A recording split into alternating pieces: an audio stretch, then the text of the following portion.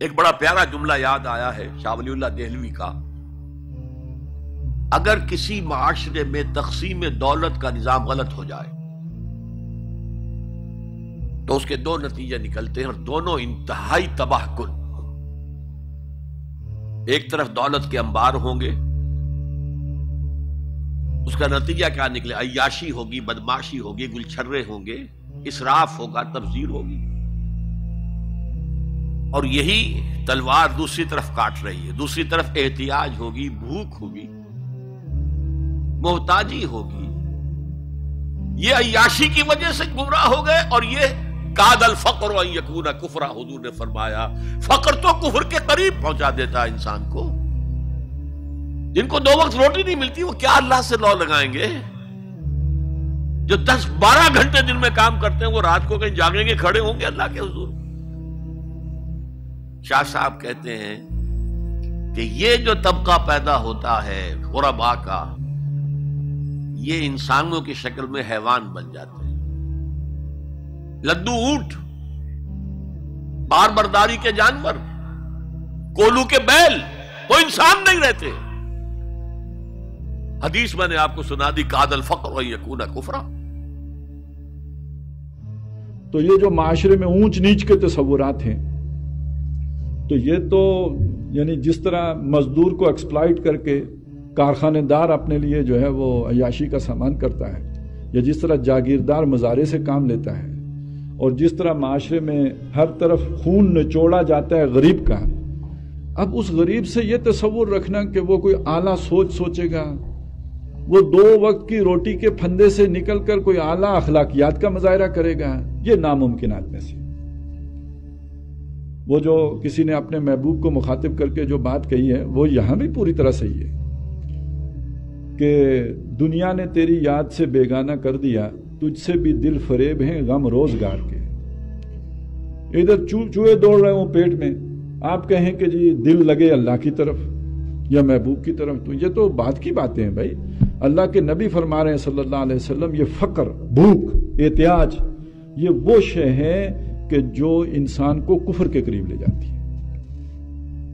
اور آج ہم روتے ہیں معاشرے میں بے حیائی ہو گئی ہے، تو جہاں معاشرے میں اونچ نیچ کے تصورات پیدا ہو جائیں وہاں بے حیائی تو ہوتی ہی ہے، اس لیے کہ جہاں ضرورت نہ پوری ہوتی ہو یا تو پھر خودکشی ہے یا بے غیرتی ہے۔ کوئی کرائے پہ عقل بیچے گا، کوئی کرائے پہ جو ہے اپنا جو مسلز بیچے گا۔ ظاہر ہے کہ جو مزدوری ہم کرتے ہیں کیا ہے، اپنی طاقت ہی بیچ کے تو شام کو 800 روپیہ لے کے آئیں گے نا۔ اور جس کے پاس یہ کچھ نہ ہو، حسن ہو تو حسن بیچے گا، جسم ہو تو جسم بیچے گا۔ تو یہ تو ایک دوسرے کے ساتھ جڑی ہوئی چیزیں ہیں۔ جس معاشرے میں تقسیم دولت کا نظام غیر مساویہ نہ ہو جائے وہاں کوئی خیر پنپ ہی نہیں سکتی، کوئی نیکی پھیل ہی نہیں سکتی۔ اس لیے اللہ نے جتنے رسول بھیجے اس لیے بھیجے تاکہ لوگ انصاف پر کھڑے ہو جائیں۔ لَقَدْ أَرْسَلْنَا رُسُلَنَا بِالْبَيِّنَاتِ وَأَنزَلْنَا مَعَهُمُ الْكِتَابَ وَالْمِيزَانَ لِيَقُومَ النَّاسُ بِالْقِسْطِ، تاکہ لوگ انصاف پر کھڑے ہوں۔ جب انصاف پر کھڑے ہوں گے تو اللہ والے بنیں گے، اس کے بغیر تو نہیں ہو سکتا۔ اور محمد رسول اللہ صلی اللہ علیہ وسلم بھی آپ سے کہلوایا، وَأُمِرْتُ لِأَعْدِلَ بَيْنَكُمْ، مجھے حکم دیا گیا ہے کہ تمہارے درمیان عدل قائم کروں۔ اور شاہ ولی اللہ رحمۃ اللہ علیہ جیسی شخصیت فرماتی ہے کہ جس معاشرے میں تقسیم دولت کا نظام غیر مساویہ نہ ہو جائے یہ در حقیقت 2 دھاری تلوار بن جاتا ہے۔ جس طرف دولت زیادہ چلی گئی وہ عیاشی میں پڑ کر اللہ سے دور ہو جاتے ہیں۔ وہ اب سعودی عرب تھوڑی جائیں گے، وہ تو دبئی جائیں گے۔ گھر والوں کو بتایا جائیں گے کہ ہم عمرہ کرنے سعودی عرب جائیں گے، لیکن یہ کہ وہ عمرہ کرنے جہاں جاتے ہیں سب کو پتہ ہے، جو سوئٹزرلینڈ جائیں گے۔ تو عیاشی میں پڑھ کر خدا سے دوری۔ وہ دیکھیں گھر خدا کا، ہم خدا کی شان دیکھیں گے، وہ تو خدا کی شانیں دیکھنے جائیں گے۔ اور دوسری طرف یہ ہے کہ جہاں فاقہ ہو، فقر ہو، احتیاج ہو، بھوک ہو، وہاں انسان انسانیت سے گر کر حیوانیت کی سطح پر آ جاتا ہے، ڈھور ڈنگر بن جاتا ہے۔ ہم کہتے ہیں جی تزکیہ ہو، ہم کہتے ہیں لوگ نیک ہو جائیں، ہم کہتے ہیں لوگوں کے اندر اعلیٰ اخلاق پیدا ہو جائیں۔ جن کی بنیادی ضرورتیں نہ پوری ہوتی ہوں وہ حیوان بن جاتے ہیں۔ جب حیوان بن جاتے ہیں تو ان کا تزکیہ کیسے ہوگا؟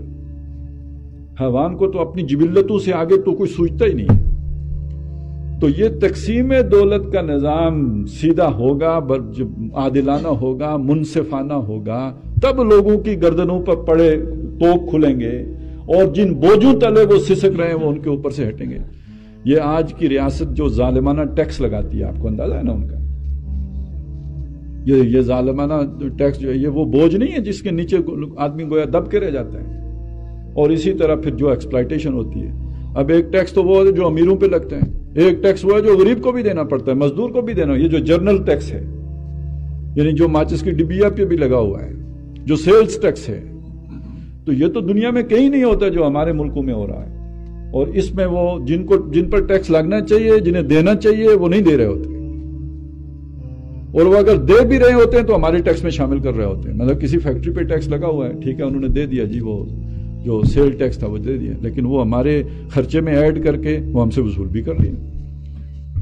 تو یہ ظلم جب تک نہیں ختم ہوگا تو کیسے عدل آ جائے گا؟ تو محمد الرسول اللہ صلی اللہ علیہ وسلم صرف تلقینیں کرنے ہی نہیں آئے تھے، امر بالمعروف نہی عن المنکر بھی کرتے تھے، حلال حرام کی وہ بھی سکھاتے تھے، تعلیم بھی دیتے تھے. اور اس سے آگے بڑھ کر یہ کہ آپ ان بوجھوں کو جو نو انسانی جن کے نیچے دبی ہوئی تھی ان کو ہٹا کر انہیں آزاد بھی کر رہے تھے، انہیں آزادی کی نعمت سے بھی ہمکنار کر رہے تھے. تو یہ تو حضور کی وہ شان ہے جو اللہ کو بہت پسند ہے. حضور نے یہ جو پتھر باندھے اپنے پیٹ پر تو یہ اس کام کے لیے باندھے نا، نماز پڑھنے کے لیے تو پتھر باندھنے کی ضرورت نہیں تھی. اس کے لیے تو کوئی بھی آپ کو جو ہے حج کرنے کے لیے، عمرے کرنے کے لیے، زکوٰۃ کے لیے، یہ تو ہر لوگ سارے آپ کا ساتھ دینے کے لیے تیار ہو جاتے. یہ امیر سے حق لے کر غریب کو دلانا، حضرت بلال کی خودی کو منوانا کہ یہ سید ہیں تمہارے، ایک حبشی غلام، اس کو حضرت عمر کہہ رہے ہیں سیدنا بلال، اس جگہ تک لے کے جانا، اس جان اصل محنت کے لیے پیٹ پہ پتھر باندھنے پڑے نا، اس کے لیے دندان مبارک شہید کروانے پڑے نا، اس کے لیے جو ہے وہ طائف کی گلیوں میں پتھر کھائے ہیں. یہ وہ شان ہے جو اللہ کو بہت پیاری ہے. تاریخ انسانی کا عظیم ترین انقلاب وہ ہے جو محمد نے برپا کیا صلی اللہ علیہ وسلم. اور یہ میری بات نہیں ہے، ڈاکٹر ایم این رائے، ممبر کمیونسٹ انٹرنیشنل، ہندو اور کمیونزم کی سب سے اونچی باڈی کا رکن،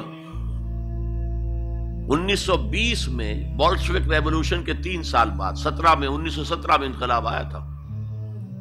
ایک لیکچر دیا ہے لاہور میں، بریڈلا ہال میں،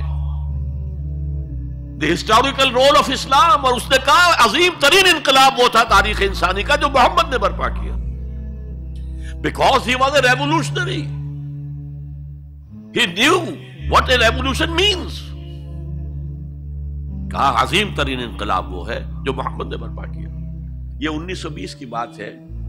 اور میں جب پچھلی مرتبہ آیا تھا 1991 میں تو معلوم ہوا تھا کہ یہ جو بمبئی کہتے تھے، ممبئی اب آپ کہتے ہیں، اس کا کوئی پبلشر اس کتاب کو شائع کرتا ہے، ہسٹوریکل رول آف اسلام. اچھا، یہ تو ہوا 20ویں صدی کے شروع سے 20واں سال. اس کے اختتام سے 20 سال پہلے کتاب لکھی گئی دی 100.